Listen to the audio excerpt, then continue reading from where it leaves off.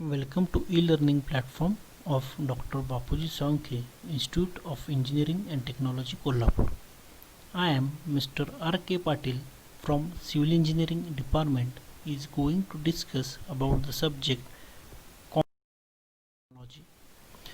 The subject code of concrete technology is 22305 and we are going to learn this subject in the third semester of diploma second year.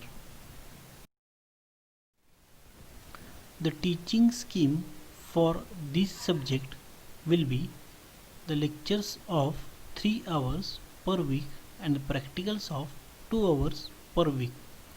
The end semester exam of 70 marks of theory papers and PA of 30 marks. The practicals having the external oral examination of 50 marks and the internal marks will be 50 for this subject. The total weightage of this subject is 200 marks. The course outcomes for this subject is as follows. First one is use the relevant type of cement in different site conditions. It means we have to know which type of cement we should use for different site conditions. Second one is use relevant aggregates for required concreting work, so that we should know at the end of this semester that which type of aggregates we should use for the different concreting conditions. Third one is prepare concrete of desired compressive strength. As we know that different types of structures requires different types of concrete, so the compressive strength of that concrete is different. So as a civil engineer we should know how to prepare a concrete of that required compressive strength. Fourth one is prepare concrete of required specifications. The fifth one is maintain the quality of the concrete. As we know, at that site there is different operations are prepared to make a concrete of good quality. Such operations are like mixing, as well as their transportation, placing, compaction, leveling and curing. So it is very necessary to maintain a proper quality in that operation so that we can prepare a concrete of good quality. Last one is use relevant admixtures for concreting for different weather conditions.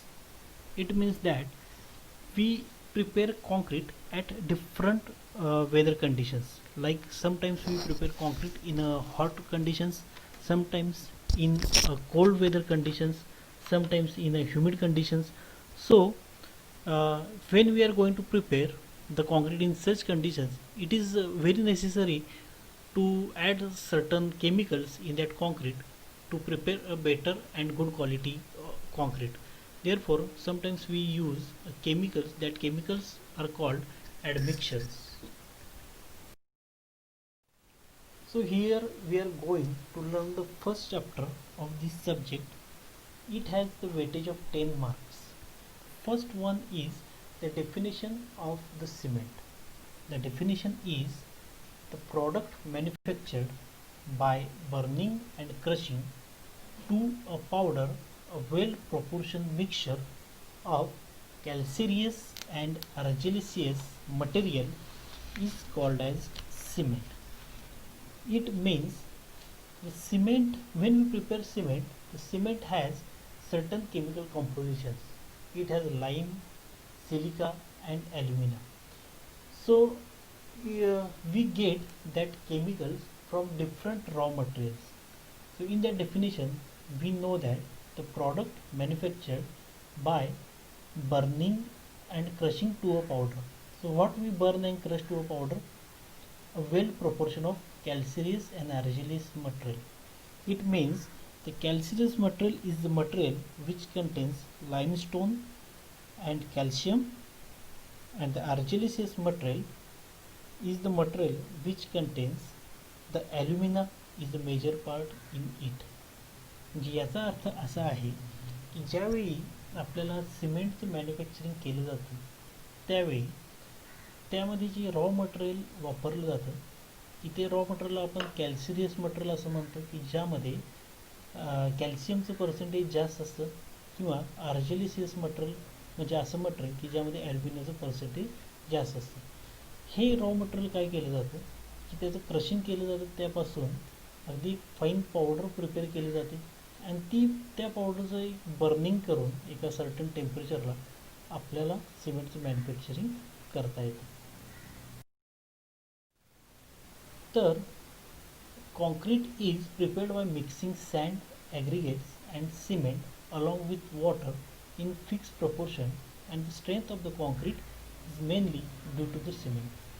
तर आपल्याला माहीत आहे की concrete तयार करताना त्यामध्ये ॲग्रिगेट्स म्हणजे खडी वापरली जाते, सँड म्हणजे वाळू वापरली जाते, त्यामध्ये सिमेंट यूज केलं जातं आणि त्याचं ड्राय मिक्सिंग झाल्यानंतर त्यामध्ये वॉटर ॲड केलं जातं. पण हे जे कॉन्क्रीट तयार केलं जातं तर कॉन्क्रीटला स्ट्रेंथ ही कशामुळे येत असेल तर ती स्ट्रेंथ ही फक्त त्यातल्या सिमेंटमुळे येते, कारण की ती जी बाइंडिंग प्रॉपर्टी असते ती बाइंडिंग प्रॉपर्टी फक्त सिमेंटमध्येच असते. Hence while studying concrete it is important to study cement and its properties for this course. म्हणजे आपल्याला कॉन्क्रीटचा अभ्यास जर का करायचा असेल तर त्यासाठी आपल्याला सिमेंट म्हणजे काय आणि त्या सिमेंटच्या प्रॉपर्टीज काय काय असतात हे माहीत असणं ही तेवढंच गरजेचं आहे. आता आपण बघतो की मार्केटमध्ये वेगळ्या वेगळ्या प्रकारचे सिमेंट आपल्याला पाहायला मिळतं. जनरली जे सिमेंट आपण वारंवार यूज करतो, नॉर्मली यूज केलं जातं त्या सिमेंटचं नाव आहे ऑर्डिनरी पोर्टलँड सिमेंट किंवा त्याला OPC असं म्हटलं जातं. तर हे जे ऑर्डिनरी पोर्टलँड सिमेंट आहे ते 1927ला पोर्टलँड या ठिकाणी जोसेफ ॲस्पिरिन नावाच्या सायंटिस्टने इन्व्हेंट केलं होतं. त्याच्या नावावरूनच या सिमेंटचं नाव त्याचं जे नेटिव्ह प्लेस होतं त्या नावावरून या सिमेंटचं नाव ऑर्डिनरी पोर्टलँड सिमेंट असं झालेलं आहे. आत्ता आपल्या भारतामध्ये साधारणतः 27 ते 30 वेगवेगळ्या ब्रँडचे सिमेंट अवेलेबल आहेत. तर हे जे सिमेंटचं मॅन्युफॅक्चरिंग केलं जातं तर ते सिमेंटचं मॅन्युफॅक्चरिंग करण्यासाठी वेगळ्या वेगळ्या प्रकारची रॉ मटेरियलची गरज असते. तर हे रॉ मटेरियल कुठले कुठले वापरले जातं तर calcareous material means the material which contains limestone, the limestone which has calcium. आता लाईमस्टोन म्हणजे चुनखडी हे तुम्हाला माहितीच असेल. Then the second one is the siliceous material. The siliceous material is the material which contains silica, म्हणजे असं raw material की ज्यामध्ये सिलिकाचं पर्सेंटेज जास्त आहे. Third one is the argillaceous material which contains alumina in it, म्हणजे असं material की ज्यामध्ये ॲल्युमिनाचं पर्सेंटेज जास्त आहे. ते कशामध्ये आढळतं तर शेल लॅटराईट हे जे स्टोन्स असतात त्यामध्ये ॲल्युमिनाचं पर्सेंटेज जास्त असतं. म्हणजे यावरून आपल्याला लक्षात आलं असेल की सिमेंटचं मॅन्युफॅक्चरिंग करायचं असेल त्यामध्ये 3 टाईपचं रॉ मटेरियल असणं गरजेचं असतं की ज्यामध्ये कॅल्शियम, सिलिका आणि ॲल्युमिना. कॅल्शियम ज्या रॉ मटेरियलमध्ये असतं त्याला म्हणायचं कॅल्सिरियस मटेरियल, सिलिका ज्या रॉ मटेरियलमध्ये असतं त्याला म्हणायचं सिलिसियस मटेरियल आणि ॲल्युमिना ज्या रॉ मटेरियलमध्ये असतं त्याला म्हणायचं आर्जिलिसियस रॉ मटेरियल. तर manufacturing process of ordinary Portland cement, जे सिमेंट आपण नॉर्मली यूज करतो त्याला आपण ऑर्डिनरी पोर्टलँड सिमेंट असं म्हणतो. तर ते मॅन्युफॅक्चरिंग करण्याच्या 2 पद्धती आहेत. First one is the dry method and the second one is the wet method. The dry method is the method in which the mixing is done with compressed air, and the wet method is the method in which the mixing is done with water. तर यावरून तुमच्या लक्षात आलं असेल की या दोन्ही मेथडमध्ये एक बेसिक डिफरन्स आहे तो म्हणजे मिक्सिंगचा. तर ड्राय मेथडमध्ये मिक्सिंग जे आहे जे आपण रॉ मटेरियल बघितलं की ज्याला आपण आर्जिलिसियस मटेरियल म्हणतो किंवा कॅल्सिरियस मटेरियल म्हणतो किंवा त्याला आपण सिलिसियस मटेरियल म्हणतो. तर हे जे सिलिसियस मटेरियल आहे याची ज्यावेळी आपल्याला ते रॉ मटेरियल असतं त्यावेळी त्याचं क्रशिंग केलं जातं एका फाईन पावडरमध्ये आणि हे जे फाईन पावडरमध्ये त्याचं ज्यावेळी ह्या तिन्हीचं एक मिश्रण केलं जातं, मिक्सिंग केलं जातं. ते मिक्सिंग करताना जर का कॉम्प्रेस्ड एअर वापरली असेल तर त्या मेथडला ड्राय मेथड असं म्हणतात. आणि हे मिक्सिंग करताना जर का त्यामध्ये वॉटर ॲड केलं असेल, पाणी वापरलं असेल त्या मेथडला वेट मेथड असं म्हणतात. म्हणजे दोन्हीमध्ये बेसिक डिफरन्स हाच आहे की ड्राय मेथडमध्ये कॉम्प्रेस्ड एअर वापरली जाते आणि वेट मेथडमध्ये पाण्याचा वापर. So this is the first method of manufacturing of cement. This method is called as the dry method, in which the calcareous material means the material which contains lime, and the argillaceous material in which the material which contains alumina. The calcareous material म्हणजे काय असतं तर limestone आणि argillaceous material म्हणजे काय असते तर clay. तर या मेथडमध्ये सुरुवातीला काय केलं जातं तर कॅल्सियस मटेरियल आणि आर्जिलिसियस मटेरियल हे दोन वेगळ्या वेगळ्या कंपाऊंडमेंटमध्ये त्याचं सेपरेटली ग्राइंडिंग केलं जातं. ग्राइंडिंग म्हणजे काय तर क्रशरमध्ये नेऊन त्याचं एक प्रॉपर ग्राइंडिंग केलं जातं आणि त्याची फाईन पावडर तयार केली जाते. तर ही जी फाईन पावडर तयार केली जाते that is the raw material to manufacture a cement. त्यानंतर काय होतं ही जी फाईन पावडर आपण मॅन्युफॅक्चर केलेली आहे ती दोन्ही एक सिलोसमध्ये त्याचं एकत्र केली जाते किंवा त्याचं मिक्सिंग केलं जातं. हे जे मिक्सिंग करताना कॉम्प्रेस्ड एअर वापरली जाते. Therefore it is called the dry method. आता ही कॉम्प्रेस्ड एअर वापरून त्याचं एका प्रॉपर प्रपोर्शनमध्ये मिक्सिंग केलं जातं. मिक्सिंग केल्यानंतर हे जे रॉ मटेरियल आहे ते पुढे किनला पाठवलं जातं. तर किन म्हणजे काय तर एक मोठ्या प्रमाणात जे बॉयलर्स आपण पाहतो इंडस्ट्रीमध्ये तशा टाईपची ही किन्स असतात. त्या किनला हे रॉ मटेरियल पाठवलं जातं. आणखी त्या किनमध्ये हे जे रॉ मटेरियल आहे ज्याला आपण किनला मराठीमध्ये आपण भट्टी असं म्हणतो तर त्या किनला हे raw material 1300 degree Celsius to 1500 degree Celsius म्हणजे 1300 डिग्री सेल्सिअस ते 1500 डिग्री सेल्सिअस या टेम्परेचरला त्याला बर्न केलं जातं. त्याला त्या टेम्परेचरला तापवलं जातं. हे बर्न केल्यामुळे काय होतं की त्यांची एकमेकासोबत एक केमिकल रिॲक्शन होते आणि ती केमिकल रिॲक्शन होऊन त्याच्यापासून क्लिंकर तयार होते. बरोबर आहे. तर हे जे क्लिंकर आहे ते क्लिंकर पुन्हा त्या क्लिंकरमध्ये त्याचं इनिशियल सेटिंग होऊ नये म्हणजे ते क्लिंकर जर का डायरेक्ट आत्ताच्या रूम टेम्परेचरला डायरेक्ट ते एक्सपोज झालं तर ते पुन्हा गोठण्याची शक्यता असते. त्यामुळे तसं होऊ नये ते पावडर कंडिशनमध्येच राहावं यासाठी काय केलं जातं की त्यामध्ये 3 to 5% ऑफ जिप्सम ॲड केलं जातं. बरोबर आहे. म्हणजे पहिला फॉर्मेशन ऑफ क्लिंकर होतं त्या बर्नरमध्ये ज्याला आपण किन असं म्हणतो. त्यानंतर त्यामध्ये त्याचं इनिशियल सेटिंग होणे म्हणून 3 to 5% ऑफ जिप्सम ॲड केलं जातं. हे ॲड केल्यानंतर पुन्हा त्याचं मिक्सिंग केलं जातं. मिक्सिंग केल्यानंतर this raw material or clinker is forwarded towards the ball mill.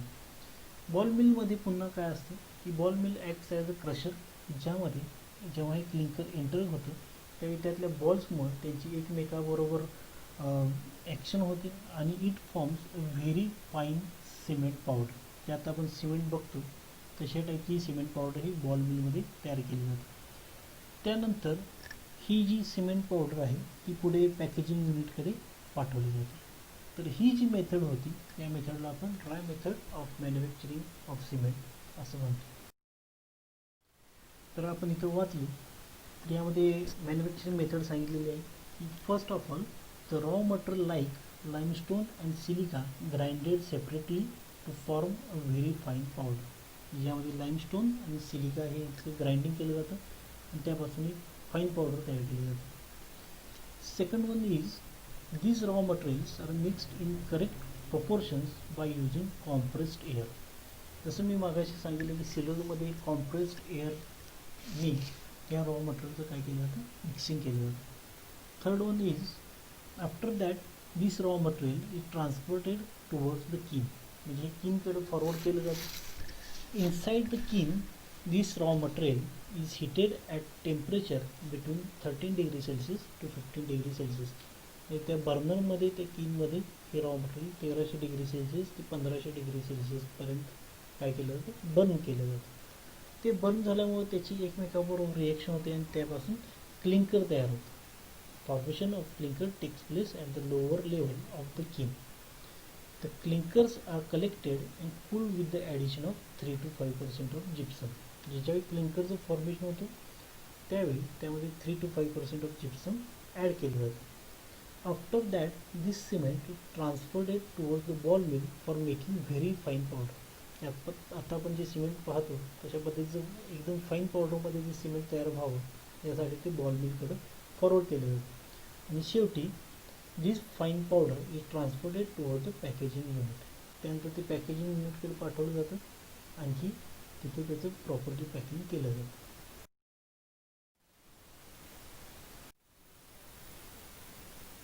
The second method of manufacturing of cement is the wet method. In this method, the clay and limestone is grinded separately in separate units to make a very fine powder. याचा अर्थ काय आहे की clay आणि limestone म्हणजे ज्याला आपण कॅल्सिरियस material म्हणतो आणि आर्जिलिसियस मटेरियल म्हणतो, तर हे जे मटेरियल आहे याचं सेपरेटली ग्राइंडिंग केलं जातं आणि ग्राइंडिंग करून त्याची एकदम फाईन पावडर तयार केली जाते. त्यानंतर ही तयार झालेली जी पावडर असते, जी क्ले ही वॉश मिलला पाठवली जाते. वॉश मिलला पाठवल्यानंतर काय होतं की त्याला ज्या इम्प्युरिटीज चिकटलेल्या असतात क्लेला त्या सगळ्या निघून जातात आणि जी फक्त क्ले राहते ती क्ले या ग्राइंडिंग युनिटला पाठवली जाते आणि क्रशरमधून येणारी लाईमस्टोन पुन्हा या युनिटला सेंड केली जाते. इथे काय होतं की दोन्हीचं मिक्सिंग केलं जातं त्या सिलर्समध्ये आणि मिक्सिंग करताना त्यामध्ये 30 to 40% ऑफ वॉटर ॲड केले जातं. ह्याच्या आधीच्या मेथडमध्ये आपण बघितलं की मिक्सिंग करताना त्यामध्ये कॉम्प्रेस्ड एअर यूज केली होती. तर या मेथडमध्ये काय केलं जातं की त्याचं जे मिक्सिंग आहे मिक्सिंग करताना त्यामध्ये हे टोटल व्हॉल्यूमच्या 30 ते 40% पाणी हे ॲड केलं जातं. ते ॲड केल्यानंतर त्याचं प्रॉपर एका प्रॉपोर्शनमध्ये मिक्सिंग केलं जातं आणि मिक्सिंग केल्यानंतर ते जे तयार झालेलं मिक्सचर आहे ते पुन्हा किनला पाठवलं जातं. तर किन म्हणजे बर्नर्स, मोठ्या साईजचे बॉयलर्स असतात, त्याला मराठीत भट्टी असं म्हणतो.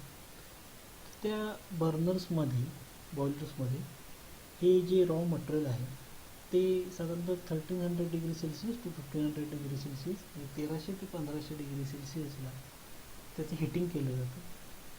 हिटिंग केल्यानंतर त्यामध्ये जे अननेसेसरी गॅसेस तयार होतात, त्यात वेफर्स तयार होतात, ते सगळे रिमूव्ह केले जातात.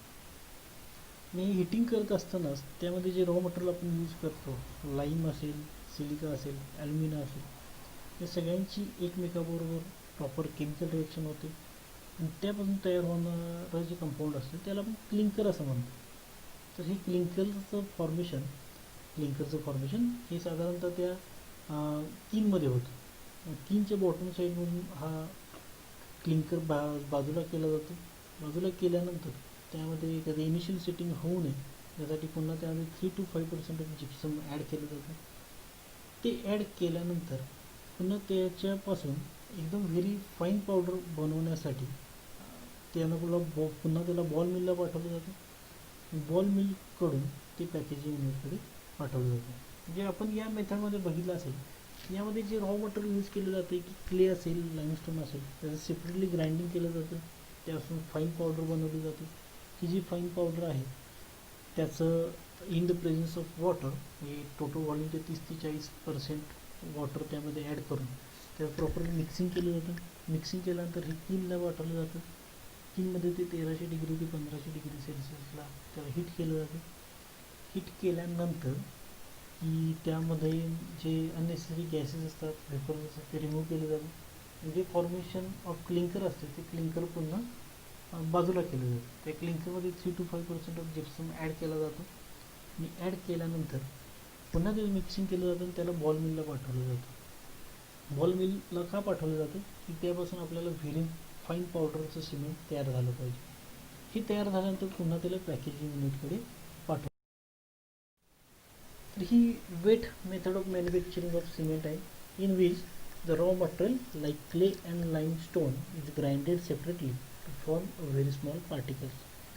These raw materials are mixed in correct proportion with the addition of 30 to 40% of water. This slurry means त्याचं जे मिक्सर तयार झालेलं असतं ते, this slurry is pumped into rotary kiln and heated at temperature between 1300 degrees Celsius to 1500 degrees Celsius. After that, the formation of clinker takes place at the lower level of the kiln. The hot gases and water vapors are removed through the kiln. These clinkers are collected and cooled with the addition of 3 to 5% of gypsum to avoid initial setting time. After that, this cement is transferred towards the ball mill for making very fine powder. Finally, this powder is transferred towards the packaging unit.